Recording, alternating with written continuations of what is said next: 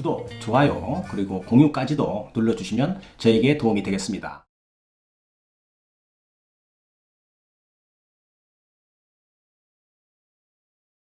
안녕하십니까. 언제나 새로운 소식을 전해드리는 육장TV입니다. 오늘은 교통사고가 나게 되면 누구나 한 번쯤은 서로의 과실 문제로 마음고생을 하는 분들을 위하여 설명하는 시간을 갖도록 하겠습니다. 자, 오늘 주제로 바로 갑니다. 자, 교통사고가 발생을 하면 말이죠. 가해자와 피해자의 주장이 서로 다르고 생각도 다르고 자신의 그 행동이 맞는 것 같고요. 또 양측의 생각이 일치하지 않는 것입니다.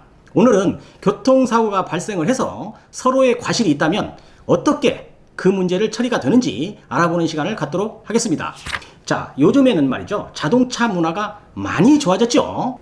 기억을 해보면 예전에는 교통사고가 나게 되면 말이죠. 길거리에서 큰 소리로 싸우는 경우가 많았습니다. 교통사고 후에 서로의 감정을 절제를 하지 못하는 그런 시절이었죠. 지금은 교통문화가 많이 성숙을 했습니다. 사고 나면 바로 112 신고하죠. 그리고 내 보험사에 전화를 해서 도움 서비스를 받게 되는 겁니다. 내가 보험에 가입한 피보험자이기 때문에 서비스를 받을 수 있는 것이죠. 거의 몇 분 지나지 않아서 양측 보험회사 사고 현장에 도착을 합니다. 자, 일방적인 가해 차량이 아니라면 언제나 따라다니는 것이 상대방과 나의 과실 문제입니다. 100% 가해 사고가 아니란 말이죠. 자, 과실을 정리하는 데는 대략 3단계의 과정을 거치게 되는데, 그럼 지금부터 하나씩 설명을 해드리겠습니다. 첫 번째인데요. 양측 보험회사가 과실을 협의하는 겁니다. 보험회사나 공제조합 이런 데에서는 회사별로 많은 사고 유형의 데이터베이스를 갖고 있습니다. 매일 하는 일 아니겠어요? 그래서 웬만한 사고는 사고 유형을 가지고 상대방과 과실을 분배하게 되는 것이죠. 자, 이렇게 원만한 대화가 성립이 되고 제일 중요한 자동차 보험의 피보험자, 그러니까 운전자죠. 즉 운전자가 최종적으로 수용을 하게 되면 양측의 보험회사 직원들이 제시하는 과실 비율대로 사고 처리는 끝이 나게 되는 것입니다. 이것이 1차 과실 처리 방법입니다. 그런데요, 이렇게 원만하게 모든 교통사고 비율이 잘 처리가 될까요? 그러면 얼마나 좋겠습니까? 그렇게 되면 세상에 싸울 일이 하나도 없는 것입니다. 교통사고는 아주 급격하게 우연히 일어나는 겁니다. 또 사고가 나면 내 주관적인 판단이 작용을 하게 되는 것인데요. 자, 내가 다 옳다고 판단을 대부분 합니다. 그래서 분쟁이 발생이 되는 것이죠. 이렇게 1차적인 처리 방법으로 해결되지 않는다면 어떻게 해야 되나요? 그 다음에는 분심위를 통해서 처리해야 하는 것입니다. 두 번째입니다. 분심인데요. 분심이라는 것은 자동차 사고 과실 비율 분쟁 심의위원회 이런 뜻을 줄임말입니다. 자, 교통사고가 나고 처리 과정에서 양측의 주장이 다르고 평행선을 가게 된다면 어쩔 수 없이 중립적인 분심위를 가게 되는 것이죠. 자, 예전에 비해서 요즘에는 많은 건수가 이 분심위를 통해서 처리가 된다고 합니다. 보험회사와 공제조합이 참여하고 있고 모든 교통사고는 분심위를 이용할 수 있는 것입니다. 대략적인 것입니다만은 분심위에 접수된 분쟁 건수는 1년에 약 8만 건이라고 합니다. 이 중에서 약 90% 이상이 분심위에서 해결된다고 하니까 참 좋은 기관이죠.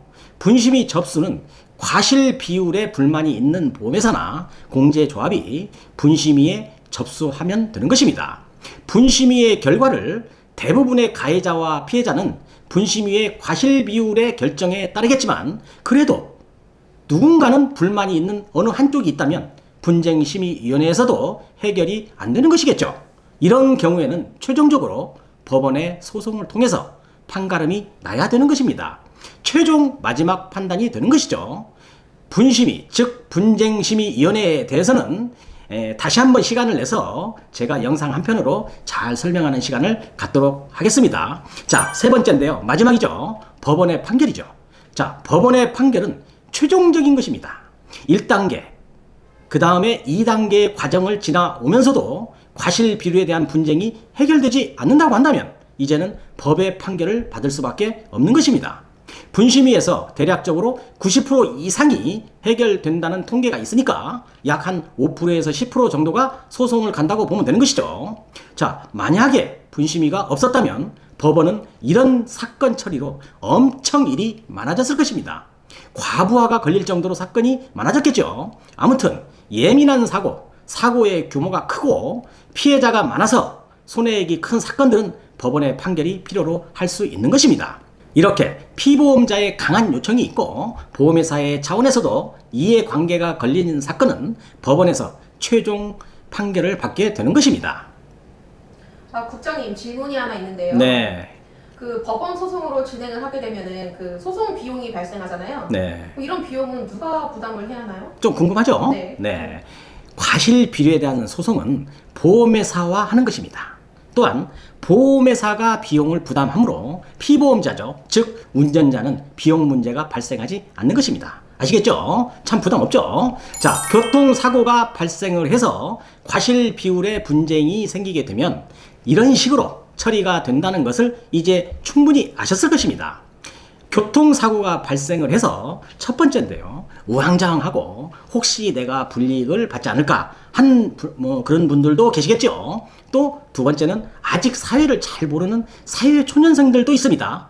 또 세 번째, 사고 후에 목소리가 큰 사람을 상대로 하는 아주 마음 여린 사람도 있겠고요. 또 일생에 처음 사고를 당해서 교통사고에 대해서 지식이 없는 사람들을 위해서 조금이나마 도움이 되는 영상이 되길 저는 바라겠습니다. 향후에는 모든 운전하시는 분들이 교통사고가 발생을 해서 과실 문제로 이견이 있는 경우에 이 영상 한 편을 보시고 현명하게 대응하는 자동차 운전자가 되시길 기대해 봅니다. 오늘 영상도 도움이 되셨다고 한다면 구독, 좋아요, 그리고 공유까지도 눌러주시면 저에게 도움이 되겠습니다. 감사합니다. 유국장TV였습니다.